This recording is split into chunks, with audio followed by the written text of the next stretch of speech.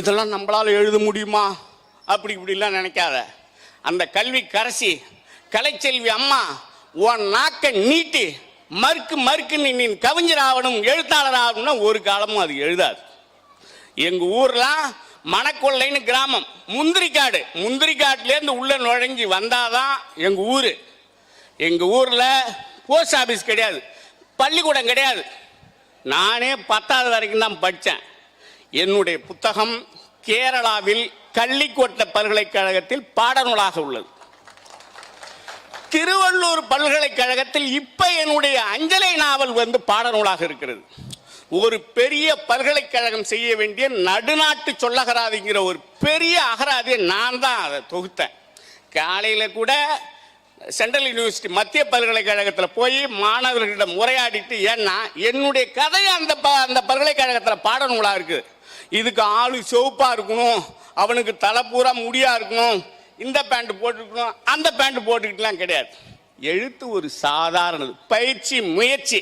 இந்த காக்கா இருக்க காக்கா ஏதாவது அப்பளங்கப்பளம் அது இது கிடக்குதுன்னு வச்சுக்க, மற்ற சும்மா பார்க்கும்போது இப்படி பார்க்கும். ஏதாவது வடகடை கிடந்ததுன்னா அதை இப்படி சாட்சி பார்க்கும். படைப்பாளி என்பவன் சற்றே சமூகத்தை சாட்சி பார்க்குறான், அவ்வளோதான். அவனும் முந்திரிக்கோட்டை பொறிக்கிட்டு கிடப்பான், லோன் வாங்கிட்டு கட்ட முடியாமல் லோன் போட்டுக்கிட்டு கிடப்பான். படைப்பாளி என்பவன் ரஜத்தூரா அந்த மாதிரிலாம் வரமாட்டான்.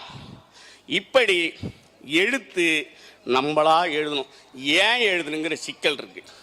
இந்த மண்ணில் பிறந்த ஒவ்வொரு புழு பூச்சிக்கும் ஒரு வரலாறு இருக்கு. அந்த வரலாற்றை நம்ம எழுதி வைக்கணும். நம்ம வரலாற்றை நாம் எழுதி வைக்க தவறினால் வேற எவனாச்சும் வந்து தப்பா எழுதிட்டு போடுவான். அதுதான் அங்கே சிக்கல். அந்த வள்ளலார் இருக்கிறார, வடலூர் வள்ளலார் சாமி, அதுக்கு அவுத்துட்டு இருக்கிறவங்க பூரா ஏகப்பட்ட நிலத்தை கொடுத்துருக்குறான். கொடுத்தவன் என்ன சொல்லுவான், சாமி இதெல்லாம் ஏங்க எழுதிக்கிட்டு சும்மா விடுங்க, நம்ம பேர்லாம் காட்டாதீங்க, இவனா சொல்லுவான். அவர் எழுதுறார் பேர் குறுக்கால, படித்து பார்த்தேன் சரி படிக்க கேட்டேன் சரின்னு ஒரு வாசகம் வரும். அந்த இடத்துல இவர் எழுதுவார், எழுதியது உட்பட வழங்கியது குப்புசாமின்னு எழுதிட்டு போடுவார். இவர் நம்ம நிலமை பின்னாடி 10 வருஷம் கழிச்சு குப்புசாமி எங்கடான்னா அவன் வரலாற்றிலே இருக்க மாட்டான். மறுபடியும் 2ஆம் ராஜேந்திர சோழன் 3ஆம் ராஜேந்திர சோழன் அடித்தானா 3ஆம் ராஜேந்திர சோழன். இந்த பேர் வைக்கிறதுக்கு சிக்கல்னு தான் நம்மளால 1 2 கொடுத்துட்றது இந்த அரசர்களுக்கெல்லாம். அந்த மாதிரி நம் வரலாற்றை நாம் எழுத தவறினால் வேற எவனாச்சும் வந்து தப்பாக எழுதிட்டு போடுவான். அவனுக்கு தான் இருக்கணும், சோழர்களுக்கு இருக்கணும், பாண்டியர்களுக்கு இருக்கணும், அவருக்கெல்லாம் வரலாறு இருக்கணும். இல்லை, உனக்கே வரலாறு இருக்கு. அந்த வரலாற்றை நம்ம எழுதணும். நம்ம அறிவுமதி ஐயா இருக்கிறார், அவரு மிகச்சிறந்த கவிஞர். சுஜாதா என்ன பண்ணார், ஒரு தடவை முடக்கொற்றான் மரத்தால் செய்த அப்படின்னு ஒரு கவி வரி எடுத்து போட்டு ஏதோ எழுதிட்டார். அறிவுமதி பார்த்தார், இல்லை முடக்கத்தாங்கிறது கொடி, அது வேலியில் பறந்து கிடக்கும், கருமுள்ளில் பிறந்து கிடக்கும். இந்த முட்டி வலிக்கு பச்சாந்து கம்பில் போட்டு அரைச்சி தோசை சுட்டு திங்கலாம், ஏதாவது வச்சு ரசங்கசம் வச்சு குடிச்சா அந்த மூட்டு வலிக்கு நல்லதுரா. முடக்கத்தான் கொடியாச்ச, இந்த ஆளு விவரம் இல்லாம முடக்கத்தான் மரம்னு எழுதியிருக்கானு. உடனே இவர் என்ன பண்ணாரு, சொன்னாரு முடக்கத்தான் கொடிதான் மரம் இல்லைன்னு. அவர் என்ன சொன்னார் உடனே சுஜாதா, அவர் கழுவுற மீன்ல நழுவுற மீன், அவர் என்ன சொல்லிட்டாரு, பாருங்க ஊவே சாமிநாத ஐயர் முடக்கத்தான் மரத்தால் அப்படின்னு தான் எழுதியிருக்க, முடக்கத்தான் மரம்னு தான் எழுதியிருக்காரு அப்படின்னு அவர் ஒரு டாக்குமெண்ட்டை காட்டுறாரு. உடனே இவர் போய் தஞ்சை தமிழ் பல்கலைக்கழகம் போய் முடக்கத்தான் கொடி எடுத்து அதுக்கு படம் போட்டு அறிவியல் பெயர்லாம் சொல்லி, தேபரியா முடக்கத்தான் கொடிதான், ஊவே சாமிநாத ஐயரே சொன்னாலும் முடக்கத்தான் கொடிதானே தவிர மரம் கிடையாது. இது எதுக்கு சொல்றேன்னா, நம் காலத்திலேயே நம் வரலாற்றை அவன் திருத்தி எழுதிட்டு ஒன்றுமில்லாது போடுவான். நம்ம வேடிக்கை பார்த்துட்டு உட்காந்தோன்னா நம்ம தலையில எழுதிட்டு போடுவான். எழுத முடி எள்ளு உதறின களை மாதிரி இருக்கு, நல்லா பளிச்சுன்னு எழுதிட்டு போடுவான். அது மாதிரி ஆக நம் வரலாற்றை நாம் எழுதுவதற்கு நீங்கள்லாம் எழுதி பழக வேண்டும். இதுக்காக இங்கிலீஷ் படிக்கணும், அது படிக்கணும், இது படிக்கலாம், லோல் பட்டு கிடக்காத. 2 சுழி நாணாவில் சிக்கல் வருமா, 3 சுழி நாணாவில் சிக்கல் வருமானு பார்க்காத. 2 சுழி நாணாவில் இருந்துதான், இல்லைன்னா 3 சுழி நாணாவில் போய் பார்த்துட்டு போறான், போலீஸ் ஸ்டேஷன்ல கம்ப்ளைண்ட் கொடுத்துட்டு போறான். இதெல்லாம் யோசிக்க கூடாது. எழுத்தை நம்மிலிருந்து தொடங்க வேண்டும். அதுதான் எனக்கு ஒரு ஆசை. நான் அப்படிதான், நான் ஒரு 10வது படித்தேன். படிச்சுட்டு ஐடிஐக்கு உளுந்தூர்பேட்டையில் சைக்கிளில் போவேன். முங்குன்னு ஏறி மிரிச்சிட்டு எது போவேன். அப்போ மெட்ராஸைன்னா கண்ணாவு, பொட்டமண்னா செம்மண். சாலை ஒட்டத்தில் ரோடு ஒட்டா ஒரு நொச்சி செடி இருந்தது. அது இந்த பொட்டமண்ணில் அப்படியே பனி நாமூரில் அப்படியே உழுந்து சொட்டிக்கிட்டு ரத்தம் மாதிரி சொட்டா ஒழுகுது. நான் சும்மா போகக்கூடாது, இப்படியே போயிட்டு இருக்கும்போது அப்போ இந்த மெட்ராஸை கண்ணாவில் இந்த நொச்சி கொழுந்த கசைக்கு ஒரு சொட்டு ஊற்றினோம்னா கபகபன்னு எரியும், சரியாக போடும். நான் சொன்னேன்னு யாராச்சும் கசைக்கு புழிஞ்சி ஊற்றிவிட்டு சும்மா இதெல்லாம் ஒரு புலோவில் நம்ம மக்கள்கிட்டேருந்து வர கருத்தை சொல்கிறேன். இதை சொன்ன கண்மணி குணசேகரன் சொன்னான்னு நீ ஏதாவது எழுது, எனக்கு விட்ட காகனியை பிடிங்கிட்டு விட்டுறாத வழக்கு இழுக்க போட்டு. நம்ம கொஞ்சம் கஷ்டக்காரன், அதுக்காக சொல்கிறேன். இந்த மாதிரி நொச்சி செடி மிகச்சிறப்பான ஒரு மூலிகையாச்ச, இதை கொண்டுட்டு போய் இவ்வளவு பொட்டமண்ணில் கிடக்குத, இதெல்லாம் உலகம் தாங்குமான்னு சொல்லிட்டு நானா சைக்கிளில் போகும்போதே நொச்சி செடியே கண் நோயால் நொந்து மனம் வாழ்பவர்க்கு உன் சாற்றினால் சாடி விட்டாய் கண் நோய்தனையே, உன் மர்மங்கள் அறியாமல் மண் பூசி நிற்பதன் மாயமென்ன அப்படின்னு இந்த வரி எழுதிட்டு போய் பசங்கள்கிட்ட காட்டினேன். அவனும் அப்படியே கட்டி தூக்குறானுங்க. கவி பேரரசுங்கிறான், கவிஞருங்கிறான், அவங்கிறான், இவங்கிறான். எனக்கு நம்பிக்கையே சிக்கலா இருக்கு. நம்ம 10வது படிச்சவன், நம்ம இதை விட இன்னும் மோசமா கண்ணங்கரேன்னு இருப்பான். அப்ப இவனை எதுக்கு தூக்குறானுன்னு பார்த்தா இவனு எல்லாம் காதல் வயப்பட்ட பசங்களா இருந்திருக்கிறானு. இவனுக்கு காதல் கவிதை எழுதுறதுக்கு ஒரு ஆள் தேவைப்பட்டிருக்கிறான். இதுல போய் நான் மாட்டிக்கிட்டேன். தூக்குறான் கவிஞரை. ஒண்ணு கூட போனா கவிஞர், சைக்கிள் தள்ள போனா கவிஞருங்கிறான். என்னன்னு பார்த்தா சந்தில இட்டுட்டு போய் நம்பாள் கொஞ்சம் சிவப்பா இருக்கும், அதுக்கு ஒன்று எழுதி கொடு. நம்பால் பார்க்கவே மாட்டேங்குது, அதுக்கு ஒன்று எழுதி கொடு. எழுது கண்ணி, உனக்கு எழுதிய கடிதத்தில் எழுத்துக்கள் இல்லை என்று எரிந்து விடாதே. உன்னை காணாமல் தவித்த என் கண்கள் விட்ட கண்ணீர் துளிகளே எழுத்துக்களை அழித்து விட்டன. ஒட்டு விடு. உடனே நம்பால் கொஞ்சம் மடங்கவே மாட்டேங்குது. எழுது கோதையே, உனக்கு இறைவன் கொடி இடையை கொடையாக கொடுத்திருக்கும் போது எனக்கு பிடி கொடுக்க தயங்குகிறாயே ஏன்? பிடி கொடுத்தால் மடி கணத்து விடும் என்கிற பயமோ? இப்படியா தூக்குறானோ? நானும் எழுதுறேன் கவி பேரரசு. இப்படி இந்த சமயத்துல தான் உடனே இப்படி போயிட்டு இருக்கு. உடனே அரசியல் இப்படி ஒரு மாதிரியா இருக்கு.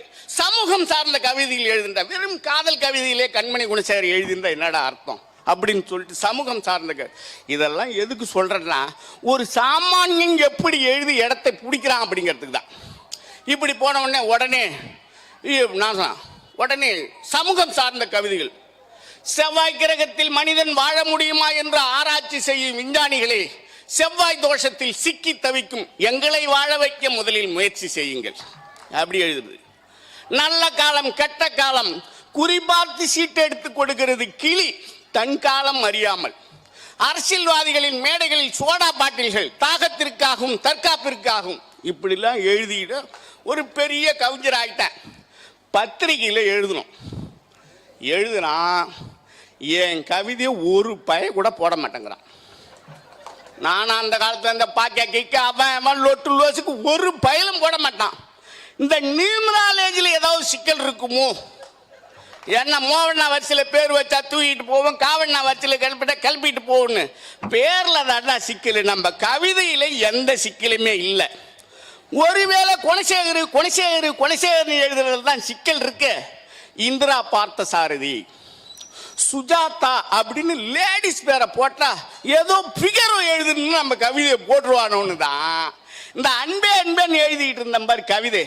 அதை கண்ணே கண்மணின்னு எழுதினேன். அப்போதான் நானா பண்ணேன், இந்த குணசேகரன் கூட ஒரு கண்மணியை சொருவி விடும் அப்படின்னு சொல்லிட்டு நானாதான் இந்த கண்மணியை சொருவினேன், கண்மணி குணசேகரன். அப்பயும் ஒரு பயலும் போடல. அப்புறம் தான் பேராசிரியர் தா பழமலை அப்படின்னு சொல்லிட்டு விழுப்புரத்தில் ஒரு கவிஞர் இருக்கார். அவரை போய் சந்திக்கும் பொழுதுதான் நம்ம இதுவரைக்கும் எழுதின கவிதைகளை எல்லாம் சாதாரணமாக போயிடுச்சு. கவிதை என்பது ஒரு காலகட்டத்தில் மரபு கவிதையா இருந்தது. அப்புறம் புது கவிதை ஆயிடுச்சு. புது கவிதை அப்படியே ஒரு முட்டு சந்தில் நிற்கிற மாதிரி நிற்கும். இந்த புரட்சியை ஒடுக்குவதற்கு அந்த புல்லாங்குழலை எடுத்து கண்ணன் ஊத மாட்டானா? புரட்சியை ஒடுக்கிறதுக்கு கண்ணம் புல்லாங்குழல் எடுக்கணுமா, இப்படிலாம் எழுதுவாங்க நம்ம ஆளு. இப்படிப்பட்ட சூழல்லாம் பேராசிரியர் தா பழமலையோடு எனக்கு பழக்கம் ஏற்படுது. அவரு கிராமத்து கவிதை, கிராமம் சார்ந்து எழுதினார்.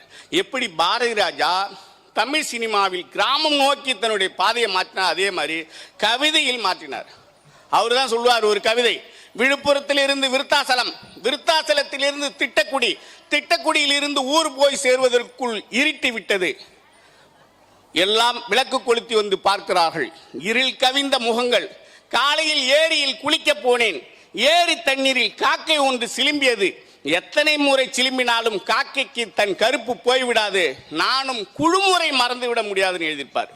ஒரு பிறந்த ஊருக்கு போறாரு, அவர் போய் பார்த்தா ஒரு காக்கா தண்ணியில் சிலிப்பிட்டு கிடக்குது. அது என்ன கருப்பா முடிஞ்சிட போகுது. அது மாதிரி தான் நான் கிராமம் சார்ந்த கவிதைகளை, எழுத்துக்களை எழுத ஆரம்பித்தேன். பிற்காலத்தில் பிரபஞ்சன் சொல்லுவார், இலக்கியத்திற்குள் நுழையும் போது நீ யார் முகத்தில் முழிக்கிறியோ அதே மாதிரி எழுத்து மாறிடும் பாரு. அதே மாதிரி என்னுடைய எழுத்து பேராசிரியர் தா பழமலை அவர்களுடைய பாதிப்பால் என்னுடைய கவிதைகள் மண் சார்ந்த கவிதைகளாக மாறிப்போன. இந்த சமயத்தில் தான் சங்கமித்ரா அப்படிங்கிற ஒருத்தவர் உன் எழுத்துல மாதிரி சிறுகதை நாவல்கள்லாம் எழுத ஆரம்பிச்சிட்டேன், உன் கவிதையில் நிறைய மண் சார்ந்த விஷயங்கள் இருக்கு, நீ ஏன் ஒரு டிக்ஷனரி வட்டார வழக்கு சொல்லகராதி போடக்கூடாதுன்னு கேட்டார். அதுக்கு பிறகுதான் என்னுடைய நடுநாட்டு சொல்லகராதி அப்படிங்கிற ஒரு அகராதி தொகுத்தேன். அந்த அகராதி தொகுக்க போகும்போது தான் இந்த மண்ணில் விளைந்து கிடக்கிற நிறைய கதைகள், பாடல்கள் எல்லாமே எனக்கு கிடைக்கிறதுக்கு வாய்ச்சுது. நீங்கள் ஒரு நாட்டுப்புற பாடல்கள் சேகரிக்க போனீங்கன்னா ஏதாவது ஒரு பாட்டு சேகரிக்கிற பாட்டை சொன்னால் உடனே சரசரன்னு அவங்க திரும்ப சொல்லிடுவாங்க. ஆனால் சொற்கள் அவங்கெல்லாம் எப்போ சொல்கிறாங்களோ அப்போ நம்ம கேட்டுக்கிட்டு எழுதினாதான். அப்படிப்பட்ட சூழலில் நிறைய பாடல்கள் பார்த்தீங்கன்னா கிராமங்களில் எப்படி இப்பெல்லாம் பார்த்தீங்கன்னா, அந்த காலத்திலலாம் இங்கேருந்து போவான், ஒரு பல்லு குச்சி எடுப்பான், கிடுகிடுன்னு பல்ல தேய்ப்பான், ரெண்டா கிழிப்பான், நாக்கை வலிச்சு தூக்கி அடிச்சுட்டு போயிட்டே இருப்பான். அதுக்கு பிறகு பார்த்தா அந்த டூத் பேஸ்ட் கம்பெனிக்காரன் பூரா நாக்கு வழிக்கிறதுக்கோசரம் ஒரு பட்டையை போட்டான், அப்போதான் பேச்சு நல்லா வரும்னு. அப்புறம் அது கொஞ்ச நாள் பிளாஸ்டிக்கில் போட்டு கம்பியில் போட்டான், அதுவும் போட்டு ஒரு மெலிசா பட்டையை போட்டான். இப்போ எல்லாத்தையும் விட்டுக்கிடாச்சிட்டு அந்த ப்ரெஷ்ஷையே தூக்கி பின்பக்கமாக ஒரு 4 தேப்பி செங்கல்லால் தேய்க்கிற மாதிரி தேய்ச்சா சரியா போடும்ட்டான். இது நாக்கு நன்றாக சுழலும் என்பதற்காக, பேச்சு புரிய வேண்டும் என்பதற்காக தற்காலத்தில் இந்த மாதிரி வேலைகள்லாம் செய்கிறான். அதே அந்த காலத்திலலாம் இந்த கூழாங்கல் கீழாங்கல்லாம் வாயில் எடுத்து போட்டுட்டு அடக்கிட்டு பேச சொல்லுவாங்க, வார்த்தைகள் சரியாக புரியணும் அப்படிங்கிறதுக்காக. ஆனால் அதற்கு முன்பாகவே இவன் சும்மாலாம் பேச சொன்னால் சரியாக வரமாட்டான்னு தான் இதற்கான பயிற்சி, எப்படி உடம்புக்கு பயிற்சி கொடுக்குற மாதிரி நாக்குக்கு பயிற்சி கொடுக்கறதுக்கு நிறைய பாடல்கள் இருக்கு. அதெல்லாம் பார்த்தீங்கன்னா, ஓடுற நரியில் ஒரு நரி கேழ்நரி, கேழ்நரி முதுகில் ஒருபடி நரமுடி, ஓடுற நரியில் ஒரு நரி கேழ்நரி, கேழ்நரி முதுகில் ஒருபடி நரமுடின்னு இப்படி கடன்னு தாத்தா பாட்டிகளோட படுத்திருக்கும் போது கரகரன்னு சொல்லுவாங்க. அது மாதிரி வீராண ஏரிக்கிற மேலே கிணறு நிறகிணறு கெளிரி செனகளிரு, வீராண ஏரிக்கிற மேலே கிணறு நிறகிணறு கெளிரி செனகளிரு, இப்படி திருப்பி திருப்பி திருப்பி சொல்லும்போது நாக்கு பயிற்சி அடையுங்கிறதுக்காக நம்ம மக்கள் அந்த காலத்திலே இது போன்ற பாடல்களை எல்லாம் நமக்கு சொல்லி கொடுத்துருக்குறாங்க.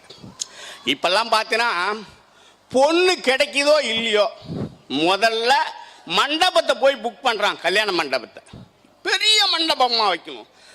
அதுக்கு பிறகு கடன் போட்ட நகை பூரா விற்று கடன் கொடுத்துட்டு போவான், அது வேற விகாரம். வைக்கிறது பெரிய மண்டபமாக வைக்கணும்பா.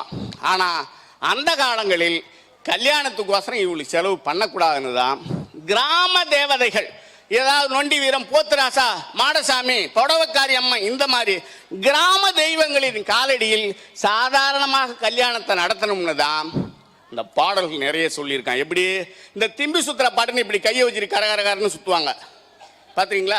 எண்ணெய் சட்டி தளதளங்க, எங்கூட வாடா சின்ன தலங்க, காது கடுக்கனை கைட்டி வச்சு கண்ட கோயிலில் தெண்டமிட்டு, ஆணுக்கு எங்க கல்யாணம், ஐநா கோயிலில் கல்யாணம், பொண்ணுக்கு எங்க கல்யாணம், பொடரியாத்தா கோயிலில் கல்யாணம். அந்த பாட்டு அப்பெல்லாம் தெருவில் அப்படி கரகரன்னு சுத்தம், புழுதி பறக்கும். இப்போ எல்லாம் சிமெண்ட் வாட்டா போட்டாங்க, டிவிலையும் அது இது போடுறாங்களா, இதுவெல்லாம் அங்கே போடுது.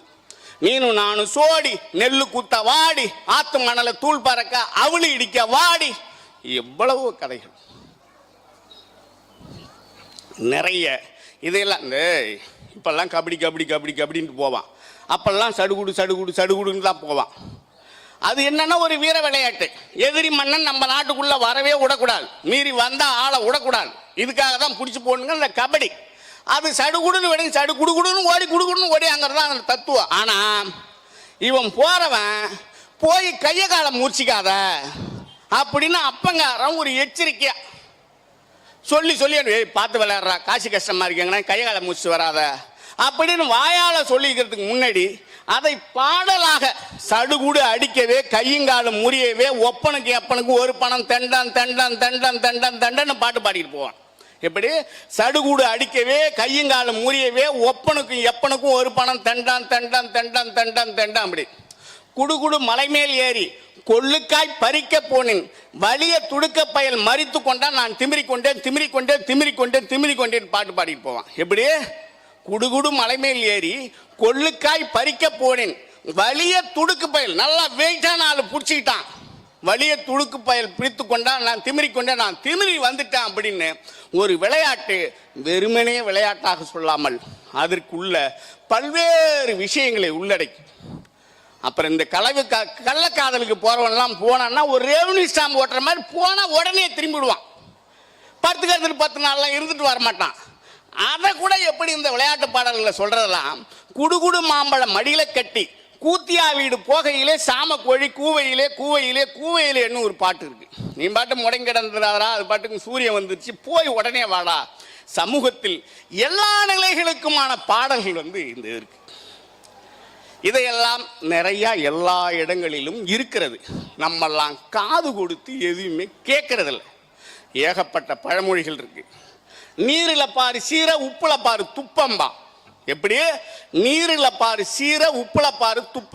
நம்மெல்லாம் சாமான் விளக்கணும் ஏனம் பாத்திரம் வேணாலாம் வீட்டில் விளக்குவேன். இந்த சாம்பலை போட்டு முதல்ல அதெல்லாம் ஒரு சர்வசாதாரண சொல்லி ஒத்துக்கணும். அது விளக்கும் போது பார்த்தோன்னா எத்தனை தடவை விளக்குனாலும் அந்த சாம்பை பல்லு அழிச்சிக்கிட்டு தான் நிற்கும். எம்மான் தண்ணியை ஊற்றினாலும் அப்படிதான் இருக்கும். இதே எங்கள் வீட்டுக்காரங்களாம் விளக்குனாங்கன்னா அப்படியே பளிச்சுன்னு. அதுதான் ஒரு திறமை. நீரில் பாரு சீர குறைந்த அளவு தண்ணியை பயன்படுத்தி எப்படி சிறப்பாக செய்கிறது அப்படிங்கிறதான் நீரில் பாரு சீர உப்புல பாரு துப்பா அப்படிம்பா. உப்பை பார்த்தோன்னா இப்போ குழம்பு வைக்குதோ இல்லை அந்த சுடுகாரண்டி எடுத்து இதில் பாரு நாக்கில் குடிச்சு பாரு தொட்டு பாரு நக்கி பாருங்க. ஏன்னா உப்பு அதுக்கே நம்பிக்கை இல்லை. அது மாதிரி உப்பை எந்த அளவுக்கு திறமையாக பயன்படுத்துறதுங்கிறது தான் உப்புல பாரு துப்ப அப்படிம்பா. அப்புறம் மிக அருமையான ஒரு பழமொழி இருக்குது. எத்தனை போர் ஆனாலும் ஆகலாம் சித்திரை போர் ஆகக்கூடாதும்பா. நீ எந்த மாசத்துல வேணாலும் சண்டை போட்டுக்கலாம் பக்கத்து வீட்டுக்காரன்ட்ட, சித்திரை மாசத்துல மட்டும் சண்டை போடவே கூடாது. சித்திரை மாசத்துல சண்டை போட ஆரம்பிச்சுன்னா அது பெரிய சிக்கல்ல கொண்டு போயிட்டு ஒன்று போலீஸ் ஸ்டேஷன் அங்கங்கன்னு கொண்டு போய் தான் விடும். ஏன்னா மற்ற மாதங்களில் விவசாய வேலைகள் கடுமையா இருக்கும். காலையில ஒன்ன வேடப்பா கோயில்ல சீட்டு எழுதி கட்டுல எப்ப குப்புசாமிக்கு நான் பிறக்கலாம்பா. காலையில ஏந்திரிச்ச உடனே அந்த தண்ணி பள்ளத்துல முதல்ல போய் களையை விட்டு அப்புறம் அவனை பார்த்துக்கலாம், முதல்ல போய் வேலையை பாரு அப்படின்னு ராத்திரி நடந்த சண்டை முகம் காலையில வேலை பேர்ல இருக்கிற அலைச்சல்ல விட்டுட்டு ஓடிடுவான். அதுக்கு பிறகு ஆடு அங்காண்ட போச்சு சரி விட்றா ஏதோ கஷ்டத்துல அவனும் பேசிட்டான் நம்மளும் பேசிட்டோன்னா அந்த சண்டையை விட்டுடுவான். ஆனா சித்திரை மாசத்தில் எந்த வேலையுமே இருக்காது. நிலத்துல சும்மா செவினியன்னு மொக்கு மொக்கு மொக்குன்னு உட்காந்துருப்பான். அதனால இந்த பாண்டு பத்திரம் கணக்கு வழக்கு எழுதும் போது ஒரு வாசகம் எழுதுவான். சித்திரை காலாவதியில் பணத்தை செலுத்தி நிலத்தை மீட்டு கொள்ள வேண்டியதுன்னு ஒரு வாசகம் எழுதுவான். ஏன்னா கொல்ல சும்மா கிடக்குது பாரு. அதனால நீ இந்த சித்திரை மாசத்துல நிலத்து தொடர்பான வேலைகள் இல்லாத சமயத்துல நீ ராத்திரில சண்டை போட்டுக்கிட்டு இருந்தனா காலையில ஏந்திரிச்சு ஒரு வேலையிலே பேசாம உட்காந்துருக்கும் போது நம்ம சும்மா இருந்தாலும் நம்ம வீட்டு கோழி அங்காண்ட போகும். அந்த கோழி அவளை மாதிரியே அலையுது பாரு அப்படின்னு ஆரம்பிக்க ஏற்று வீட்டில் அவன் ஆளை எப்படி வளர்த்துருக்கிறாளோ அது மாதிரி தானே இது நிற்கும் அப்படின்னு அவன் ஆரம்பிப்பா. உடனே கோழிலேருந்து இந்த சண்டை தொடங்க. அதுக்கு மாதிரி வீட்டில் சும்மா தானே உட்காந்துருக்கான் அடிச்சுக்கிட்டு கிடிச்சிக்கிட்டு அதுக்கு மாதிரி போலீஸ் ஸ்டேஷன் அங்கங்கன்னு போவாங்க. அதனால எத்தனை போர் ஆனாலும் ஆகலாம் சித்திரை போர் ஆகக்கூடாதுன்னு அதான் சொல்லுவான். அப்புறம் பத்தினினாலும் பத்தினி, எங்கள் அம்மா அப்படியேப்பட்ட பத்தினி. சித்திரை வைகாசியில் காயின்னா காயும் ஐப்பசி கார்த்திகையில் பேயின்னா பேயின்னு ஒரு பழமொழி இருக்கு. அதாவது இயற்கையாக ஒரு நிகழ்ச்சி நடக்கும், அதெல்லாம் என்னுடைய பத்தினித்தனத்தால் சாதுரியத்தால் நிகழ்ந்ததுன்னு நம்மளா சொல்லி பில்டப் கொடுத்துக்கிறது. எப்படி பத்தினினாலும் பத்தினி எங்கள் அம்மா அப்படியேப்பட்ட பத்தினி. சித்திரை வைகாசியில் காயும்னா காயும், சித்திரை வைகாசியில் மானம் காயறதுக்கு நீ சொல்லி தான் அது கேட்கணுமா? அதுவே தூக்கி விட்டு காஞ்சிரு கிடக்கும் சித்திரை மாதம். அதுமாதிரி ஐப்பசி கார்த்திகையில் அந்த பக்கம் சனி மூளை இருட்டுச்சுனாலே 4 தூத்த தூரம். அதை இயற்கையாக நிகழக்கூடிய ஒன்றை தனது சாதுரியத்தால், தனது பத்தினித்தனத்தால் நிகழ்ந்ததாக சொல்லக்கூடியது தான் பத்தினினாலும் பத்தினி. எங்கள் அம்மா அப்படியேப்பட்ட பத்தினி. சித்திரை வைகாசியில் காயுன்னா காயும், ஐப்பசி கார்த்திகையில் பேயுன்னா பேயுங்கிற பழமொழி. இது போன்று நிறைய கதைகள் பொதுவாக நாம் எல்லாமே சொல்லாதால இந்த கதைகள்லாம் பேச்சில் ஒன்றுக்கு ஒன்று சொல்லணும். நம்ம கிராமத்தில் ஒரு சொல்லே நிறைய சொற்கள் அழிஞ்சு போச்சு. செக்காலத்தின்னு ஒரு வார்த்தை இருக்கு, கேள்விப்பட்டிருக்கீங்களா? செக்காலத்து. அந்த என் செக்காலத்தே கிடக்குறா அப்படின்னு திட்டு சொல் அது. ஆனால் இயல்பான சொல். செக்காலத்துனா யாரு? ஒரு ஆடவனை திருமணம் செய்து கொண்ட 2 மனைவிமார்களுக்கு இடையான உறவுக்கு பேரு செக்காலத்தி, சகக்களத்தி. அதெல்லாம் சகக்களத்தி மருவி செக்காலத்தின்னு ஆனது. அந்த காலத்தெல்லாம் கிழவர் 2 பொண்டாட்டி 3 பொண்டாட்டி வச்சிருந்தான். அந்த செக்காலத்திங்கிற சொல்லு இருக்குது. இப்போ ஒன்றை வச்சுக்கிட்டே நம்ம பெரிய பாடா இருக்குது. அதனால 2 மனைவி வச்சுக்க முடியாத குத்தம் இந்த செக்காலத்திங்கிற வார்த்தையே அறுத்து போச்சு. அப்புறம் ஒரு குடும்பத்தில் 2 பொட்டை புள்ளியோ இருக்கும், 3 பொட்டை புள்ளியோ இருக்கும். இப்பெல்லாம் அந்த தலைச்சம் பொண்ணா போறதா மட்டும்தான் தப்பிக்குது, இல்லைன்னா கத்திரிக்கோளை கடாய்ச்சிடுறான் படார்னு.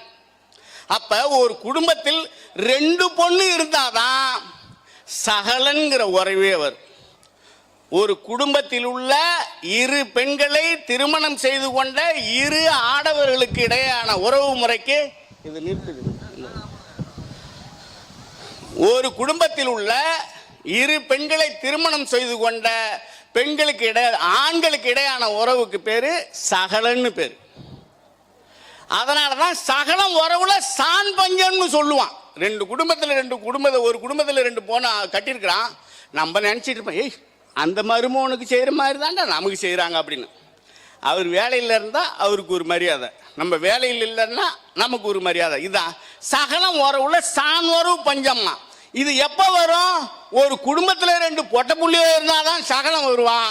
சகலம் உறவுல சான் உறவு பஞ்சங்கிற பழமொழி வரும். இந்த ஒரே பொண்ணா போடுறதால இப்ப நாம் ஒருவர் நமக்கேன் மற்றொருவர்னு ஆகி போச்சு. இப்ப இந்த சொற்கள் எல்லாமே அழிஞ்சு போச்சு. இது மாதிரி நிறைய சொல்வதற்கு கதைகள் இருக்கிறது. நாம் எல்லாம் குறைந்தபட்சம் வாய்ப்பு கிடைக்கும் போது பிள்ளைகளுக்கு இளைஞர்களுக்கெல்லாம் சொல்லணும். அப்புறம் குழந்தைகளுக்கான அறிவுரைகளா நிறைய பாடல்கள் இருக்கிறது. ஒரு ஊரை ஒட்டி ஒரு காடு, அந்த காட்டுல ஒரு நரி இருந்திருக்கு. இந்த நரி இந்த பக்கம் வந்து மேயும் போது அந்த ஊர்ல இருக்கிற ஒரு பூனை வந்து 2க்கும் நட்பா பேசிக்கிட்டு இருக்கும். ஒரு பூனையும் நரியும் இப்படி பேசிக்கிட்டு இருக்கும்போது இந்த பூனை ஒரு நாள் ஏப்பம் விட்டது. ஒரு ஏப்பம் விட்ட உடனே நரிக்கு ஒரே சந்தோஷமா போயிடுச்சு. அண்ணன் இவ்வளவு அழகா இவ்வளவு அருமையா ஏப்பம் விடுறீங்களே, இது என்னன்னா ரகசியம் அப்படின்னு பூனைகிட்ட நரி கேட்குது. நரி உடனே சொல்லிச்சு, நம்ம வீட்டுலாம் தயிர் பால் மோர் எக்கச்சக்கமா இருக்கு, அதனால நம்ம நிறைய குடிக்கும் போது நமக்கு அந்த மாதிரி ஏப்பம் அப்படின்னு வரணும். அண்ணன் என்ன ஒரு நாள் இட்டுட்டு போய அண்ணன் அப்படின்னு நரி கேட்டுது. யாருக்கிட்ட? பூனைகிட்ட. பூனை சொல்லிடுச்சு, என்னை இட்டுட்டு போ, நான் உன்னை இட்டுட்டு போறதை பத்தி எந்த பிரச்சனையும் இல்லை, நீ சும்மா இருக்க மாட்ட, பவுர் நொம்புச்சுன்னா உனக்கு உடனே ஒரு ஓலம் வைக்கணும்னு ஆசைப்படுவேன், அந்த ஓலம் வச்சுனா வீட்டில் இருக்கிறோம் பிடிச்சிப்பாங்க, எனக்கு சிக்கலா இருக்கும், ஒன்றை நான் இட்டு போக முடியாதுப்பா அப்படின்னு சொல்லிட்டான். உடனே இந்த நரி, அண்ணன் இம்மா நாள் கூடிக்கிட்டு இருக்கிறமே, இதுதான் உங்க நட்புக்கு இலக்கணமா, நான் எந்த தொந்தரவும் பண்ண மாட்டான் அண்ணன், என்ன சத்த இட்டுட்டு போ அண்ணன்னு கெஞ்சின உடனே பூனை மனசு இறங்கி, சரி சரி வா வீட்டுக்கு இட்டுட்டு போறேன், அங்க நெய் பால் தயிர் மோர்லாம் நிறைய இருக்கு, நீ வாங்கி சாப்பிடு, ஆனா எக்காரணத்தை கொண்டும் இந்த ஓலம் வைக்கிற வேலை வச்சு கூடாது அப்படின்னு. அண்ணன் உன் தலையில அடிச்சு சத்தியம் பண்றான் அண்ணன், நான் எதுவுமே செய்ய மாட்டேன், நீ கொடுக்கறத சாப்பிட்டு கண்ணை மூடிக்கிட்டு நான் வந்துடுறேன் அப்படின்னு சொல்லிச்சு. அதே மாதிரி பூனைகிட்ட சத்தியத்தை பிரமாணம் செய்து கொண்டு இந்த நரியும் பூனையும் அந்த வீட்டுக்குள்ள போய் பார்த்தா வெறும் தயிர் மோர் பால் வெண்ணெய் நிறைய இருக்கு. நரிக்கு சந்தோஷம் தாங்கள, புட்டிச்சு அட்டினா அட்டிச்சு அப்புது, ஒவ்வொரு நொம்பி வெடிக்கிற மாதிரி ஆன உடனே நேராக பூனைக்கிட்ட போச்சு. அண்ணன் அப்படின்னுது, பூனைக்கு திக்குன்னுது. என்னன்னு, எனக்கு ரொம்ப சந்தோஷமா இருக்குது அண்ணன். மகிழ்ச்சி மகிழ்ச்சி இருக்கட்டும். இல்லைண்ணா எனக்கு ரொம்ப சந்தோஷமா இருக்கண்ணா. இருக்கட்டும்பா. இல்லைண்ணா எனக்கு வவுறு நொம்புச்சுன்னா லேசா ஒரு சத்தம் போட்டுக்கணும் அண்ணா அப்படின்னுச்சு. எலே கொலை கொலை, நான் என்ன சொல்லி ஒன்று இட்டாந்தேன், நீ வவுறு நொம்பிச்சுன்னா இந்த ஓலம் வைப்ப, கூட்டம் கூடும், சிக்கல் நடக்கும்னு சொன்னேன், கேட்டே அப்படின்னா. அண்ணன் என்னால செஞ்சு புண்ணியம் இல்லைண்ணா, நான் ஒரு ஓலம் ஓடும் ஒரு சத்தம் போட்டாதான்னா எனக்கு ஒரு மகிழ்ச்சியா இருக்கணும்னு. ஐயோயோ எதில் கொண்டு போய் விட போறிய தெரியலன்னு சொல்லிட்டு இந்த பூனை இந்தாப்பா லேசா என் காதுகிட்ட மட்டும் ஒரு சத்தம் போட்டுட்டு நிறுத்திக்க அப்படின்னுச்சு. நரியும் அப்படிதான் நினைச்சுது. ஆனா சந்தோஷத்துக்குல போய் பூனை காதல வச்சுது, அடிச்சது ஒரு சத்தம். டக்குன்னு வீட்டுக்காரன் பார்த்தான், அப்படியே சன்னல் இழுத்து கதவை இழுத்து சாத்தலாம். பூனை சன்னலால ஓடி போச்சு, நரி மாட்டிக்கிச்சு. சக்கைய அடிச்சு சாவடியா அடிச்சு காலில் ஒரு பிரிய கட்டி இழுத்துன்னு போயிட்டு அந்த காட்டில் போட்டான். அந்த காட்டில் இருக்கிற நரியெல்லாம் வந்து இப்படி இப்படி சுற்றி பார்க்குது. எது, இந்த பல்லு இழிச்சிட்டு கிடக்கு பாரு, செத்து கிடக்கு பாரு. இந்த நரியை பார்த்துட்டு அப்பதான் சொல்லிச்சான், கூடுவாரோடு கூடுவானேன், கூடங்கள் மாடங்கள் ஏறுவானேன், ராகங்கள் கீதங்கள் பாடுவானேன், நடுக்காட்டில் செத்து கிடப்பானேன்னு சொல்லிச்சான். எவ்வளவு அருமையாக சேராத இடத்தில் சேரக்கூடாது என்பதற்கான ஒரு பாடலை எளிய தமிழில் அந்த காலத்தில் எவ்வளவு நுட்பமா அழகா சொல்லியிருக்கான் பாருங்க. எப்படி, கூடுவாரோடு கூடுவானேன், கூடங்கள் மாடங்கள் ஏறுவானேன், ராகங்கள் கீதங்கள் பாடுவானேன், நடுக்காட்டில் செத்து கிடப்பானேன். அப்படின்னு எவ்வளவு அருமையான இந்த லாவணி பாடல்கள்னு சொல்லுவான். ஒரு குழு உட்காந்து கேள்வி கேட்கும், இன்னொரு குழு உட்காந்து பதில் சொல்லும். இது விளையாட்டு பாடல்களில் அந்த காலத்தில் சிறப்பான பாடலா இருக்கு. அதுதான் என்ன, ஆளா சோளா, ஆர் பிறந்தா, தம்பி பிறந்தா, ஏன் பிறந்தான், கத்திரி கொள்ளைய கொத்த பிறந்தான், காவேரி தண்ணிய நீய பிறந்தான்னு இது துள்ளி துள்ளி துள்ளி துள்ளி எகிரி எகிரி ஒரு கேள்வி கேட்கும், ஒன்று பதில் சொல்லும். இந்த மாதிரி ஒரு அமைப்பிலான பாடலுக்கு பேரு ஆலா சோலான்னு பேரு. இதையே இந்த குதித்து குதித்து கொட்டுகிற இந்த கும்மி வகை, இந்த ஆலா சோலாவில் காயோ காயடி அப்படின்னு இந்த காய்களை பற்றிய பாடல் வரும். காயே காயடி, எண்ணெய் காயடி, பரங்கி காயடி, அதுவும் இல்லடி, காயே காயடி, புடலங்காயடி, அதுவும் இல்லடி, பொருளங்காயடி, உனக்கு புத்தி இல்லடின்னு அந்த கதை முடியும். அவ்வளவு இந்த கேள்விகள் கேட்டு கேட்டு கேட்டு பாடுகிற ஏகப்பட்ட பாடல்கள் நிறைய இருக்குது. நம்மெல்லாம் கொஞ்சம் யோசிச்சு இதெல்லாம் சொல்லாமல் மறைஞ்சு மறைஞ்சு மறைஞ்சு போகுது. அதுதான் இதுல ஒரு முக்கியமான தருணமா நம்ம இருக்கணும். வாய்ப்பு கிடைக்கும் போதெல்லாம் நம்ம இதை சொல்லணும். ஒரு ராசா இருந்தார், அவர் ராசா வீட்டில் ஒரு கண்ணுக்குட்டி இருந்தது. கண்ணுக்குட்டி காணோம். அந்த ராணி அம்மா வந்தது, இந்த பல்லாக்கு தூக்கிறதுக்கு ஒரு 4 பேர் இருப்பானு பாரு, வாசல்ல உட்காந்துருக்கிறான். ஏங்க பல்லாக்கு யாருங்க தூக்கிறது? நான் தாங்கண்ணா. ஏன்பா அது உயர கண்ணுக்குட்டி ஒன்று வந்தது, அதை சத்த போய் தேடி பார்த்துட்டு வாப்பா அப்படின்னுக்கான். பல்லாக்கு தூக்குறவனை பார்த்தானே, இந்தாம்மா இதெல்லாம் எங்களுக்கு வேலை கிடையாது, உன் கண்ணுக்குட்டி தேடுறதெல்லாம் எங்களுக்கு வேலை கிடையாது, ராசாவுக்கு பல்லக்கு தூக்குறது மட்டும்தான் எங்களுக்கு வேலையை தவிர இந்த வேலைலாம் எனக்கு கிடையாதுன்ட்டா. உடனே இந்த ராணிக்கு கோவம் வந்துருச்சு. நேராக போய் ராஜா கிட்ட சொல்லி, நீ எல்லாம் ஒரு குடுத்தனகாரன் ஒரு ராசான்ட்டு கிடக்கிற.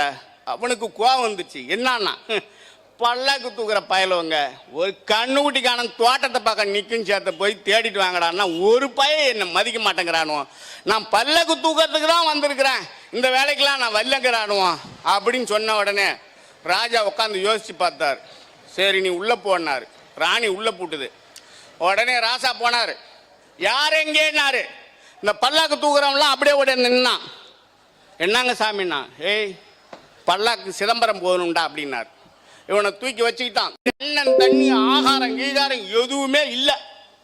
கடைசி கட்டமா உச்சி வெயில்ல யாரெங்கன்னாரு. என்னங்கன்னா, அடுத்தது பல்லக்கு உளுந்தூர்பேட்டைக்கு தூக்கூட அங்கங்கே நிற்குதா அப்படின்னானா. அப்படியே வச்சானான். அதில் ஒருத்தன், சாமி கண்ணுக்குட்டி என்ன கடலூர் உளுந்தூர்பேட்டைக்கா போவோம், ஏதோ அவன் சொன்னான்னு நாங்களும் ஊன்னு கொட்டும். காலையிலேருந்து அண்ணன் தண்ணி இல்லாமல் எங்கே போட்டு அடிக்கிறீங்க, எங்கே இருந்தாலும் கண்ணுக்குட்டி இன்னும் சொச்ச போதில் உன் கடுத்தரில் கொண்டாந்து அடிக்கிறீங்க, எங்களை போட்டு பிரிக்காட்டாத நீங்கள் போங்க அப்படின்னு சொல்லிவிட்டு மறுபடியும் வீட்டுக்கும் பின்னாடி இந்த கண்ணுக்குட்டியை கொண்டாந்து தேடி கண்டுபிடிச்சு கொடுத்தாங்க. இப்படி எதுக்குன்னா சின்ன சின்ன விஷயங்களை எவ்வளவு நம்பாளு மோடுமுட்டித்தனமா இருக்கிறான் அப்படிங்கிற விஷயங்களை சொல்கிற கதைகள் இருக்கு. இதே கி ராஜநாராயணன் நம்ம ஒரு கதையில சொல்லியிருப்பார். திரேதாயுகம் நடந்துகிட்டு இருக்கு. திரேதாயுகத்துல ஒருத்தன் நிலத்தை வித்துட்டான். வாங்கினவன் போய் ஏற ஓட்டிருக்கிறான். பார்த்தா ஒரு புதையல் இருந்து போச்சு, பெரிய புதையல். அவனுக்கும் ஆச்சரியமாய் போச்சு. இல்லே வாங்கின கொல்லிலே பெரிய புதையல் இருக்கான்னு அந்த ஏற அப்படியே விட்டுட்டு இந்த புதையலை தூக்கிட்டு தொங்கு தொங்கு தொங்குன்னு ஓடுறான். எங்க ஓடுறான்? வித்தவனுக்கிட்ட போய், இந்தாப்பா நீ எனக்கு வித்த பாரு கொல்ல, அந்த நிலத்துல இந்த புதையல் இருந்து நீ வச்சுக்குப்பா அப்படின்னா. அவன் பார்த்த நிலத்துக்கு, ஐயோ உனக்கு அறிவு இருக்காயா? நிலத்தை உனக்கு வித்துட்டேன்னா அதுல இருக்கிறது பூரா உனக்கு தான் சொந்தம், நீ எடுத்துக்க அப்படின்னா. நல்ல கதை, நான் நிலத்தை தான் வாங்கின தவிர நிலத்தின் கீழால இருக்கிற புதையில நான் எடுக்கல, அந்தாப்பா நீ வச்சுக்கிறான். இவன் நீ வச்சுக்கிறான். ரெண்டு பேரும் எடுத்துக்கிட்டு ஊர்ல பஞ்சாயத்துக்கு போறான். ஒரு 6 பஞ்சாயத்துக்கார்ட்ட அவரு போய் சொன்ன உடனே, ஏன்பா அவன் தான் நிலத்தை வித்துட்டங்கிறான், புதையில் கேட்டா என்ன நீ எடுத்துட்டு போயா, இதுல என்ன உனக்கு சிக்கல்னா? நீ நல்ல கதை பஞ்சாயத்து, நிலத்தை தான் என்கிட்ட வித்த, புதையில குடும்பம் வித்தாரு, எனக்கு வேணாம் சாமி அவரு எடுத்துட்டு போக சொன்ன. சரி அவன் தான் வேணுங்கிறானா, நீ தான் எடுத்துட்டு போயா, நீ உன் கொல்ல தானே அப்படின்னா. நீ ஒரு கட்ட பஞ்சாயத்து பேசாத, நான் நிலத்தை வித்துவிட்டேன், அதுக்கு கீழால இருக்கிறத நான் எப்படி வித்தேன், எனக்கு வேணாம் சாமி அவனோட எடுத்துட்டு போனான். இவனும் பஞ்சாயத்துக்காரன் சொல்லி சொல்லி பார்த்துட்டு, எதா இருந்தாலும் நாளைக்கு போய் பேசிக்கலாம், நீங்க போயிட்டு வாங்க பொழுது பூட்டுது அப்படின்னா. அன்னைக்கு திரேதாயுகம் முடியுது. காலையில கலிகாலம் பிறந்துச்சு. நேரா அந்த நிலம் வாங்கினான் பாரு, நேரா அந்த பஞ்சாயத்துக்காரன்ட்ட போனான். யோ நேற்று விவரம் தெரியாம நான் கொல்ல வாங்கினேன் பாரு, அதுல ஒரு புதையல் இருக்குன்னு உங்ககிட்ட புதையல் கட்சி கொண்டாந்து கொடுத்தேன். அவன் நிலத்தை விற்கும் போது இதையும் சேர்த்து தான் விற்றான். அந்த புதையல் எனக்கு தான் சொந்தம், நான் விவரம் இல்லாம நேற்று உங்ககிட்ட கொண்டான்ட்டேன், எனக்கு கொடுங்குறான். இவன் என்ன பாரு வித்தவன், ஐயோ நான் நேற்று இவன் கொடுக்கும் போதே வாங்காத விட்டுட்டேன், நிலத்தை தான் வித்தனை தவிர நிலத்தின் கீழே இருக்கிற பொருள் பூரா எனக்கு தாங்க சொந்தம், எனக்கு கொடுங்கன்னு இவன் நிற்கிறான். இவனும் அடிச்சுக்கிட்டு நிற்கிறான், எனக்கு வேணும் எனக்கு வேணும். பஞ்சாயத்துக்கார் பார்த்தாரு, நீங்க ஏதோ தப்பான இடத்துக்கு நீங்க வந்துட்டீங்க, இந்த புதையலை நீங்க யாருகிட்ட கொடுத்தீங்க அப்படின்னாரு. திரேதாயுகத்துல எவ்வளவு நல்லவனா இருக்கிறான், கலிகாலத்துல எப்படி மாத்தி பேசுறான் பாரு. இதை ஒரு சாதாரண கதையில் கி ராஜநாராயணன் சொல்லியிருப்பார். இதையெல்லாம் படிக்கவும் பிறரிடமிருந்து கேட்கவும் செய்கிற போதுதான் அது சரியா இருக்கும். ஆங்கிலேயர் காலத்தில் கரும்பை இங்க வெட்டி வெளிநாட்டுக்கு கொண்டுட்டு போய் அங்க சர்க்கரையாக்கி திரும்ப நமக்கு கொண்டாந்து விற்கிறான். இத இந்த மக்கள் அதனுடைய துயரை தன்னுடைய பாடல்கள்ல கும்மி பாட்டில் சொல்லுவாங்க.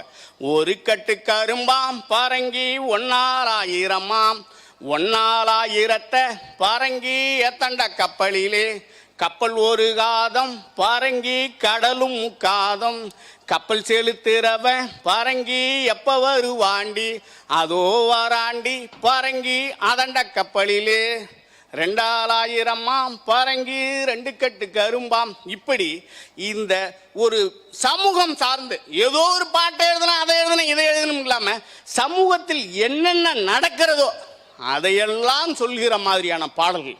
இந்த இப்படி கையை வச்சுப்பாங்க பசங்க, இதுல ஒருத்தன் குத்த சொல்லுவான், நீங்க பார்த்துருக்கலாம். இப்படி குத்தும்போது இப்படி பிடிச்சிக்கணும், அவன் குத்துவான் பாரு, இப்படி குத்து, இந்த அம்மா குத்தும்பான், இவன் தான் குத்துறான். ஆனா குத்துறது யார் பேரை சொல்றான்? அம்மா பேரை சொல்றான். இந்த அம்மா குத்து, ஆயா குத்து, புள்ளியார் குத்து, இந்த புடிச்சிக்கோ குத்து அப்படின்னு குத்துவான். இதுல புடிச்சுக்கிட்டா ஆட்டம் எழுந்துருவான். எவ்வளவு துல்லியமா சொல்றேன். குத்துறது இவன், அந்த வழி தெரிஞ்சு இவன்கிட்ட சண்டைக்கு போயிடக்கூடாதான் எதிர்காலத்தில். அதனால இந்த அம்மா குத்து, ஆயா குத்து, புள்ளியார் குத்து, இந்த புடிச்சுக்கோ குத்துன்னு சொல்லிவிட்டு எவ்வளவு அழகாக இதையெல்லாம் சின்ன வயசுல இது மாதிரி குத்து வாங்க வேண்டியதெல்லாம் உன் வாழுங்காலத்தில் நிறையா இருக்குதுரா. அந்த ஒரு இது மலர் கொடுப்பான், தீபாவளி மலர்னு, அது கூட சோப்பு சீப்பு கண்ணாடி டாய்லெட் கழுவுற இது என்னென்னமோ கொடுப்பான். அது இதெல்லாம் சாஷையெல்லாம் அவ்வளவு பொருட்கள் கொடுப்பான். அது கூட அதற்கு இதையெல்லாம் சொல்கிற மாதிரியான ஒரு விடுகதை பாடல். அதாவது ஒரு வெடியை வெடிச்சா இவ்வளவு பொருட்கள் தரன்னு எவ்வளவு சொற்களை உள்ளடக்கி ஒரு விடுகதை இருக்கு பாருங்க. நற்பவழம் சாதிலிங்கம் நடுவெடுத்து கோத்தவருக்கு நாடு தரேன் நகரம் தரேன் நாட்டார் மகளை கூட தரேன் சென்னப்பட்டினம் சும்மா தரேன் ஸ்ரீரங்கப்பட்டினம் விலையா தரேன் இந்த வெடியை வெடித்தவருக்கு 8 கட்டு வெத்தலை 8000 கொட்டப்பாக்கு செஞ்ச செருப்பு திருவண்ணாமலை மரப்பாச்சு அப்படின்னு அந்த கதை. எவ்வளவு இது எதுக்குன்னா ஒரு நாட்டுப்புற மக்களிடத்திலும் எவ்வளவு சொல் வளம் மிக்க கதைகள் இருக்கு. ஒன்றும் இல்லை, அவன் சொல்றான் இந்த கேழ்வரகு இருக்கு, கேழ்வரகு அதுல ஒரு ஓட்டையை போட்டு மணியா கோத்துட்டீங்கன்னா இவ்வளவு பொருட்கள் தரன்றான். அதான் நற்பவளம் சாதிலிங்கம் நடுவெடுத்து கோத்தவருக்கு நாடு தரேன் நகரம் தரேன் நாட்டார் மகளை கூட தரேன் சென்னப்பட்டினம் சும்மா தரேன் ஸ்ரீரங்கப்பட்டினம் விலையா தரேன் இந்த வெடியை வெடித்தவருக்கு 8 கட்டு வெத்தலை 8000 கொட்டப்பாக்கு செஞ்ச செருப்பு திருவண்ணாமலை மரப்பாச்சு அப்படின்னு கதைகள் பாடல்கள் இருக்கிறது. இதையெல்லாம் ஒரு கற்பனை வளத்தை நமக்கு உருவாக்கணுங்கிறதுக்காக சொல்றான். அப்புறம் நான் முன்ன சொன்ன மாதிரிதான் சமூகத்தில் எல்லா காலகட்டத்திலும் நல்ல காதலும் இருக்கிறது கள்ளக்காதலும் இருக்கிறது. இதெல்லாம் பதுங்கி வச்சிருக்கிறான் நம்பாலும் ஒரு ஆளு கேரளாவுக்கு போயிட்டான், ஏதோ பழப்புக்கு போயிட்டான். வீட்டுக்கார அம்மா ஒரு காதலரை ஏற்பாடு பண்ணிக்கிச்சு. இதை பக்கத்து வீட்டுக்காரன் இதுகிட்ட வெத்தலைக்கிற அவன் சுண்ணாம்பு கேட்டானோ அது என்னன்னு சொல்லிச்சுன்னு தெரியல. இவன் உடனே வீட்டுக்காரனுக்கு சொல்லி அனுப்பிட்டான். வீட்டுக்கார அம்மா போக்கு சரியில்லை, நீ வந்தா கையோட பிடிச்சிக்கலாம், இல்லைன்னா நீ கை கழுவுற மாதிரி ஆயிடும்னு சொல்லிட்டான். நம்பாலும் விளக்கு கொளுத்தி எந்த விளக்கையும் கொளுத்தி வைக்க மாட்டான், அமிச்சுதான் பழக்கம். இவன் சொன்ன உடனே அவனுக்கு பெரிய சிக்கலா போயிடுச்சு. யாரு கேரளாவுக்கு போனவனு கிடுகிடுன்னு வந்தான், நடு வீட்டில் உட்காந்துக்கிட்டான். இன்னைக்கு அவன் வந்தான்னா வெட்டுறதான் வரட்டான் அப்படின்னு உட்காந்துருக்கான். வீட்டுக்கார அம்மாவுக்கு திக்கு திக்கு திக்கு திக்குன்னு நிற்கிது. இது என்னடா இந்த மாதிரி ஆகிப்போச்சு, இவன் வந்து உட்காந்துருக்கிறான், அவன் வேற இந்த நேரத்துக்கு வருவானன்னு சொல்லிட்டு பயந்துக்கிட்டு நிற்கும் போது நினைச்ச மாதிரியே மாப்பிள்ளை தோட்டத்தில் நல்ல இந்த வளவு செருப்பை போட்டுட்டு சறுக்கு சறுக்கு சறுக்கு சறுக்குன்னு வராரு. தோட்டத்தில் மாப்பிள்ளை வராரு, வீட்டுக்காரன் வரான், உட்காந்துருக்கான். இந்த அம்மாவுக்கு திக்கு திக்குங்குது. எப்படியாவது சொல்லி தப்பிக்கணும்னு உடனே சொல்றான், யோ நான் ஒரு வெடி சொல்றேன் சொல்றியா அப்படின்னு. நான் ஒரு வெடி சொல்றேன் விடுகதை சொல்றேன் சொல்றியான்னொடனே சொல்லு எனக்கு தெரியாத என்ன கதைன்னு இவரு அந்த கோவக்குருவியோட கேட்கிறாரு. இந்த அம்மா என்ன சொல்லுது பட்டுன்னு சத்தமா ஒரு விடுகதை சொல்லுது. எப்படி? சச்சலா சலசலன்னு வர்றவரே சதிரான மேடையில் அவர் இருக்க உன்னால மனம் நொந்து நான் இருக்க என்னால நீ வந்து மடிய வேணாம் அப்படின்னு சொல்றான். எப்படி? சச்சலா சலசலன்னு வர்றவரே சதிரான மேடையில் அவர் இருக்க உன்னால மனம் நொந்து நான் இருக்க என்னால நீ வந்து மடிய வேணாம். பார்த்து உஷாராயிட்டான். ஏய் ஆளு உள்ள இருக்கிறான் போல் இருக்க. சச்சலா சலசலன்னு வர்றவரே சதிரான மேடையில் அவர் இருக்க உன்னால மனம் நொந்து நான் இருக்க என்னால நீ வந்து மடிய வேணாம். ஏலே பொம்மினேட்டி கொஞ்சம் விவரமான பொம்மினேட்டிடா அப்பா, அவ இல்லைன்னா நீங்க நம்ம கதை கந்தல்றான்னு ஒரே ஓட்டமா ஓடிவிட்டான். வீட்டுக்காரர் உட்காந்து விடிய விடிய விடிய விடிய யோசிக்கிறாரு. இந்த வெடியை வெடிக்கிறதுக்கு ஒரு கருமாந்திரமும் புரியல.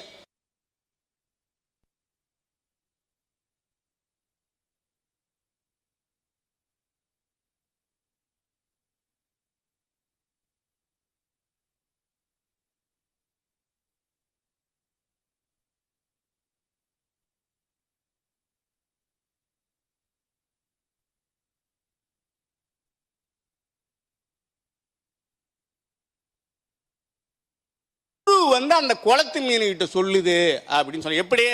சச்சலா சலசலன்னு வர்றவரே தண்ணீரில் சலசலத்து வரும் மீனே சதிரான மேடையில் அவர் இருக்க அவன் தூண்டி போட்டுட்டு அவன் அங்க உட்கார்ந்துருக்கிறான். உன்னால மனம் நொந்து நான் இருக்க நீ வந்து என்ன தின்னுடுயோன்னு நான் பயந்து போய் உட்கார்ந்துருக்கேன், என்னால நீ வந்து மடிய வேணாம் அப்படின்னு சொல்லுதியா அப்படின்னா. இவனுக்கு ஆச்சரியமா போயிடுச்சு. நம்ம வீட்டுக்காரி இவ்வளவு புத்திசாலி பொம்னியாட்டியா இருக்காள, இந்த புத்திசாலித்தனத்தை பொறுக்காம தான் இவ பேர்ல அபாண்டமா இப்படி ஒரு பழியை செலுத்திட்டாளோன்னு சொல்லிட்டு, இல்லை உலகத்திலே ஒன்ன மாதிரி புத்திசாலி இல்லை, நீ தாண்டி உத்தாப்பத்தின்னு உழுந்து காலில் உழுந்து கும்பிட்டு பஸ் ஏறி கேரளாவுக்கு போட்டான். 4 தேதியில் இருந்து நிகழ்வுகள் நடந்து கொண்டிருக்கிறது கதை. ஒரு விடுகதை பாடலில் 2 பொருள் படுகிற மாதிரி கதை உள்ள விடுகதைகள் இருக்கிறது. இதையெல்லாம் எப்படி இவெல்லாம் படிச்சு என்ன படிச்சிருப்பான், இவ்வளவு புத்திசாலி பொம்மையா இருக்காளா? இந்த புத்திசாலித்தனத்தை பொறுக்காமதான் இவன் பேர்ல அபாண்டமா இப்படி ஒரு பழியை சேர்த்துட்டாருன்னு அதுக்கு பேரு சாதகம் பார்க்கறது. எதையாவது சொல்லி சாதகம் பண்றது பேர் சாதகம் பா. இந்த சாதகம் ஏதாவது சிக்கலா இருக்குன்னா மனசு நல்லா இருந்தா எல்லாம் சரியா இருக்கும். நம்ம சுழி நல்லா இருந்தா மாட்டு சுழி என்னடா மயிரை பிடுங்குதும்பா. இதெல்லாம் சொல்றதுக்கு சொல்லிவிட்டு கோயில்ல வச்சு சயனம் கேட்கும்டா, அது உண்மை கொடுத்ததுன்னா கொடுத்து போய் யார் விட்டு பிள்ளைடா அப்படின்னு சொல்லிவிட்டு அங்க ஒரு சயனமும் சொல்லாது ஒன்றும் சொல்லாது, ஒரு பாட்டிலோ இல்லை ஒரு கேனை கொண்டு போய் வச்சிருவான். ஆளுக்கு ஒரு ரவுண்டு ஊற்றி விடுவான் இவனுக்கு வேணுங்கிறத. இவன் உட்காந்து பார்ப்போம், ஒரு சயனமும் சொல்லாது. 2வது ரவுண்டு ஊற்றி விடுவான். போத ஏறினவனே எலே மலை மலனும் அர்த்தம் முறிக்குது, என்னடா காது கேட்கலையாடா, காது தேதி வைடா அப்படின்னு இப்படி சாதகம் இது ஊர்காரத்தில் செஞ்சு விடுவான். ஆனால் இந்த ஜோசியக்காரன் இது போன்ற விஷயங்களில் சாதகம் பண்ணுவதால் அவனுக்கு சாதகம் பார்த்துதல் வந்தது. நம்ம ஜோசியக்காரன் ஒருத்தவன் அந்த ஜோசியக்காரன் எப்படி போவான்னா, ஆள் இருக்கிற போது போக மாட்டான். அதிகமாக பாரு, வீட்டில் பொம்பளை சனம் தனியாக உட்காந்துருங்க. அதுகிட்ட போன உடனே எப்படி பார்க்க, ஏதாவது சாதகம் பார்க்குறேன் அதுன்னு உடனே அதுகிட்ட சரி ஏதோ பார்க்குன்னு சொல்லுவோம், எதையாவது சொல்லுவான். 8ஓடு 8 சேர்த்து 2 16 ஆகும். 16 6 போனா 10, 10ல் பாதி 5, 5க்கு 3, 3க்கு 2.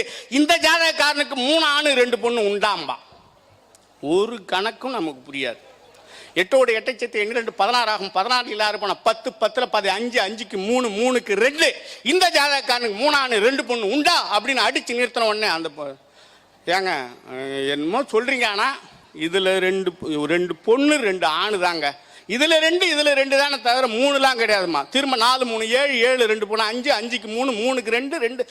ஏங்க எப்படி பார்த்தாலும் கணக்கு அதுல 3 இதுல 2ன்னு தான் வருது, நீங்க தப்பா சொல்றீங்க, ஞாபகப்படுத்தி பாருங்க அப்படிங்க. இல்லைங்க பிறந்தது தான் அப்படின்னு உடனே திரும்ப 13 5 5ல் 10 போச்சுன்னா 5, 5க்கு 3, 3க்கு 2 திரும்பவும் சொன்ன உடனே இல்லைங்கன்னு சொன்ன. ஏம்மா ஒரு 6 மாசத்துல ஏதாவது இறந்துருக்கும் உனக்கு தெரியாதும்மா அப்படி. ஏங்க அது மாதிரிலாம் சொல்லாதீங்க, ஆண்ட முன்னியத்தில் சாமி கும்பிட்டு வந்து தான் இருந்தோம், நல்லபடியாக தான் இருக்குது, இதில் 2 தாங்க. திரும்ப ஒரு கணக்கு சொல்லுவான், 10 11 30ல் பாதி 5, 5ல் பாதி இப்படி போச்சு, 5 3 2ன்னு சொல்லிட்டு அப்பயும் இது இல்லவே இல்லைங்க. இந்தம்மா எதை சொன்னாலும் மறிச்சு பேசிட்டீங்க, வவுத்துல செத்த நேரம் அந்த ஈரம் பட்டு கீழே இறங்கினாலும் கணக்கு தான், விட்டுட்டு வேலையை பாருமா அப்படின்றான். இந்த அம்மா சரி விட்டுருங்க அப்படின்றோம். மட்டைக்கு கிடைக்கு ஒரு மூலையில் வச்சு குத்தும் போது அது என்ன செய்யும்? இப்படி சாதுரியமாக பேசக்கூடியவர்கள் ஜாதகக்காரர்கள். நம்ம ஜாதகக்காரன் மகன் திருட்டு முருங்கைக்கீரை ஒடிக்க போயிருக்கான். எங்க ஒடிக்க போயிருக்கான்? திருட்டு முருங்கைக்கீரை ஒடிக்க போயிருக்கான். கிளை மூர்ச்சிக்கிட்டு கீழே விழுந்துட்டான். வீட்டுக்கார அம்மா பார்த்தது, விளக்க மாத்தாலையும் செருப்பாலையும் சக்க அடிச்சு குப்பை கோயில தூக்கி போட்டுது. இவன் காலு ஒடிஞ்சு கிட்டக்கிறான், நடக்க முடியாம. அந்த வழியா அவங்க அப்பனுக்கிட்ட ஜாதகம் பார்க்கறதுக்கு ஒரு 10 பேர் கும்பலா போறாங்க. நானா இருந்தேன்னா என்ன சொல்லுவேன், எங்க அம்மா 2 முருங்கைத்தழை ஒடிச்சார சொல்லிச்சே, நான் போய் ஏறி நுனிக்கலையை பச்சனை கீழே வந்துட்டேன், நான் என்னமோ பவுனை ஒடிச்சிட்டு போகணுன்னு இந்த அம்மா இந்த மாதிரி என்னை போட்டு அடிச்சு இப்படி கிடக்குது, நடக்க முடியாம கிடக்குறேன், எங்க அப்பனை செத்த சைக்கிளில் வந்து என்னை தள்ளிட்டு போக சொல்லு, இப்படி தான் சொல்லுவேன். ஜோசியக்காரன் அப்படி சொல்ல முடியுமா? சொன்னா அவனுடைய கௌரவம் என்ன ஆகுது, அவனுடைய கலைத்தன்மை என்ன வருது? என்ன சொல்றான் போறவங்கள்ட்ட, வெள்ளி கண்ணன் விஸ்வலிங்க தம்பிரான் முருங்குகிற பதார்த்தம் கைப்பற்ற போய் அண்டம் தடுமாறி பூமி பாரம் தாங்கி அரண்மனையால் கண்டெடுந்து சுத்தம் காத்தானால் துடைத்து பசுமாட்டு சென்மத்தால் பரிமாறி துர்நுத்தி மெத்தை மேல் சயனித்திருப்பதாக செப்புடா எப்பங்கிட்ட போயினானா. எவ்வளவு அழகா சொல்ற மாதிரி. இப்படி வெள்ளி கண்ணன் விஸ்வலிங்க தம்பிரான் முருங்குகிற பதார்த்தம் கைப்பற்ற போய் அண்டம் தடுமாறி பூமி பாரம் தாங்கி அரண்மனையால் கண்டெடுந்து சுத்தம் காத்தானால் துடைத்து பசுமாட்டு சென்மத்தால் பரிமாறி துர்நுத்தி மெத்தை மேல் சயனித்திருப்பதாக செப்புடா எப்பங்கிட்ட போய் அப்படின்னா. வெள்ளி கண்ணன் விஸ்வலிங்க தம்பிரான் முருங்கைக்கீரை பதார்த்தம் கைப்பற்ற போய், இவர் திருட்டு முருங்கைக்கீரை ஒடிக்க போகலையா, முருங்கைக்கீரை பதார்த்தம் கைப்பற்ற போய் அண்டம் தடுமாறி இவர் புடிகிடிலாம் ஒன்றும் உடலையா, முருங்கைக்கரெல்லாம் ஓடிக்கலாம், அண்டம் அப்படி ஆட்டி விட்டுட்டான். அண்டம் தடுமாறி பூமி பாரம் தாங்கி இவர் உழுந்த அடிப்படலையா. இன்னைக்கும் பாரு, பணிக்கம் உழுந்தா பாட்டு வாசம்பான். பணிக்கன்னா யாரு? கூரை வேகிறாங்க பேரு, அவனுக்கு பேரு. அவன் உழுந்து அடிபட்டு கிடப்பான். அவன் எத்தனை ஊட்டடா பார்த்துருக்கான், அடிபடாத மாதிரி நேக்கா விழுந்திருக்கான் அப்படிம்பான். பணிக்க விழுந்தா பாட்டு வாசங்கிறது தான் பழமொழி. அது மாதிரி அண்டம் தடுமாறி பூமி பாரம் தாங்கி அரண்மனையால் கண்டெடுந்து வீட்டுக்காரங்க பார்த்து சுத்தம் காத்தானால் துடைத்து. சுத்தம் காத்தான்னா என்ன? விளக்கமாறு. விளக்கமாத்தால் அடிக்கலையாம். சுத்தம் காத்தானால் துடைத்து பசுமாட்டு சென்மத்தால் பரிமாறி. பசுமாட்டு சென்மம்னா மாட்டு தோல், மாட்டு தோளாலான செருப்பால் அடிக்கவில்லையாம். பசுமாட்டு சென்மத்தால் பரிமாறி துர்நுத்தி மெத்தை மேல். துருன்னா என்ன? குப்பை. குப்பை மேல கிடக்கலையாம். துர்நுத்தி மெத்தை மேல் கிடக்கவில்லை, சயனித்திருப்பதாக. எப்படி சொல்றாங்க பாருங்க, சயனித்திருப்பதாக. செப்புடா எப்பங்கிட்ட போய் அப்படின்னா எவ்வளவு அழகாக. இதெல்லாம் திரும்ப திரும்ப திரும்ப நான் ஒவ்வொரு பாடல்களை சேகரிக்கும் போது இவெல்லாம் எங்க இருந்துடா கத்திக்கிட்டு வந்திருப்பான். வெள்ளி கண்ணன், விஸ்வலிங்க தம்பிரான், முருங்கீர பதார்த்தம் கைப்பற்ற போய் அண்டம் தடுமாறி பூமி பாரம் தாங்கி அரண்மனையால் கண்டெடுந்து சுத்தம் காத்தானால் துளைத்து பசுமாட்டு சென்மத்தால் பரிமாறி துர்நுத்தி மெத்தை மேல் சயனித்திருப்பதாக செப்புடா எப்பங்கிட்ட போயின்னு ஒரு அருமையான கிராமம் சார்ந்த கதைகள் பாடல்களை சொல்கிற. எல்லா ஊர்களிலும் கதைகள் இருக்கும். நாம் அதை நின்று கேட்கறதில்ல. இப்போ மரம் வெட்டுறோம், மரம் வெட்டக்கூட வெறும் ஒப்பாரி இழப்புக்காக மட்டும் பாடப்படுகிற பாடல் கிடையாது. தன்னுடைய இயலாமை வெளிப்படுத்துவதற்காக பாடுகிற பாடல்கள். ஒரு அம்மாவோடு அம்மா வசதியாக கலெக்டருக்கு படிச்சிருக்கு, அது படிச்சிருக்கு, அவர் பெரிய வேலையில் இருக்கிறாரு. அவரை போய் நான் அம்மா எனக்கு கட்டிக்கிற உரிமைங்கிறதுக்காக நான் போய் கட்டிக்கிட்டு முடியுமா? அப்படி கட்ட ஒரு தாய்மாமனை, வேலையில் இருக்கிற அரசு பணியில் இருக்கிற தாய்மாமனை கட்டிக்க முடியாமல் போய்விட்ட சோகத்தை சொல்லி மனசாகத்துக்கிற. எப்படி? சங்குநாதம் இங்கி பொட்டி எனக்கு சர்க்காரு அம்மா ஊடு, நான் சார்ந்திருந்து கணக்கெழுத, நாம் பிறந்த சீமையில் சறுக்குது அம்மா ரேகம் எல்லாம். இன்னைக்கு கொக்கினாத இங்கி பொட்டி எனக்கு கோர்ட்டாரம்மா ஊடு, நான் குந்தி இருந்து கணக்கெழுத, நாம் பிறந்த சீமையில் கூசுது அம்மா ரேகம் எல்லாம். எப்படி பாருங்க, கொக்கிநாதம் இங்கி பொட்டி. அந்த இங்கி பொட்டி கொக்கி வடிவத்தில் இருக்கு. இங்கி பொட்டி கொக்கிநாதம் இங்கி பொட்டி கோர்ட்டார் அம்மா ஊடு. அந்த கோர்ட்டார் அம்மா வீட்டில் போய் நான் குந்தறதுக்கே எனக்கு உடம்பு கூசுது. நான் எப்படி அவனை கட்டிக்க முடியும்? அதுக்காக நான் அழாமல் இருக்க முடியுமா? அப்படிங்கிற பல்வேறு விஷயங்களே. தவுடு திருடி மோவன் தாண்டி தடி எடுத்தான், தாச்சன காரமவ நான் தாங்கி மனம் பொறுத்தேன். இப்படி தவுடு திருடி மோவன் இன்னைக்கு தாண்டி தடி எடுத்தான், இன்னைக்கு தாச்சனக்காரமவ நான் தாங்கி மனம் பொறுத்தேன். இன்னைக்கு உளுந்து திருடி மோவன் இன்னைக்கு ஓடி தடி எடுத்தான், நான் ஓசனை கவரமோவ நான் இன்னைக்கு ஒதுங்கி மனம் பொறுத்தேன். இப்படி அவன் கொடுத்துட்டான், தடி எடுக்கிறான். அதுக்காக நான் அவன்கிட்ட போய் நின்றுட்டேன்னா என் அப்பா என்ன நினைப்பான்? என்ன அப்படியே வளர்த்தான், தாட்சணை காரமோவ இதெல்லாம் தாங்கி நான் வளரணும்னு எனக்கு எப்போ சொல்லி கொடுத்துருக்குறான். அப்படிங்கன்னு பல்வேறு விஷயங்களை ஒப்பாரி பாடல்களில் அவ்வளவு இனிமையாக சொல்கிற விஷயங்கள் இருக்கு. எம்மா தென்னை மரம் போலந்து இன்னைக்கு தேருமே செப்பனிட்டு என்னை தேடி வந்த அம்மாளும், நான் இன்னைக்கு தென்னை முடி வளர்த்து இன்னைக்கு தேரு மேலே போட்டு எழுதா, இன்னைக்கு தேரு அலங்காரம்மா, என்ன பெத்த அம்மா உனக்கு திருவன் அமர சிங்காரம்மா. ஒரு இழவு பாடலில் தன்னுடைய அழகை பற்றி வர்ணிக்கிறா பாரு.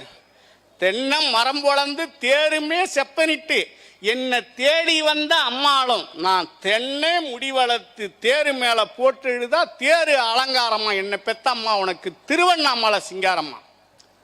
பாக்கு மரம் பொழந்து என்னை பெத்த அம்மா உனக்கு பாடையுமே செப்பனிட்டு என்னை பார்த்து வந்த அம்மாளும், நான் பம்பை முடி வளர்த்து இன்னைக்கு பாடை மேலே போட்டு எழுதா இன்னைக்கு பாட அலங்காரம்மாம் பழனிமலை சிங்காரம்மாம். இப்படி நிறைய கதைகள், நிறைய பாடல்கள் சொல்லாமல் இந்த மண்ணில் மறைந்து போகின்றன.